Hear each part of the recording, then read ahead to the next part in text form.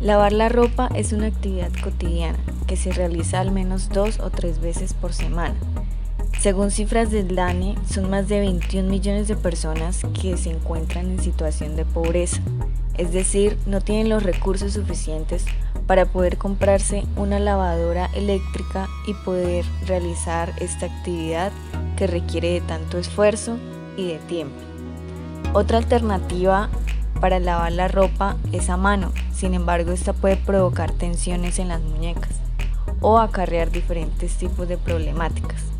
Es por eso que se plantea una propuesta ahorradora y ecológica para realizar la actividad de lavado de ropa, que pueda suplir la necesidad de lavar la ropa ya sea a mano o con lavadora eléctrica.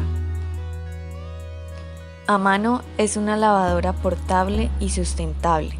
Está elaborada en material de plástico ABS y su proceso de manufactura es por medio de inyección por moldeo. Esta cuenta con 2 versiones, la versión estándar y la versión Plus. Tiene una capacidad máxima de agua de 28 litros y una capacidad de carga de 2 kilogramos para su versión estándar y de 4 kilogramos para su versión Plus.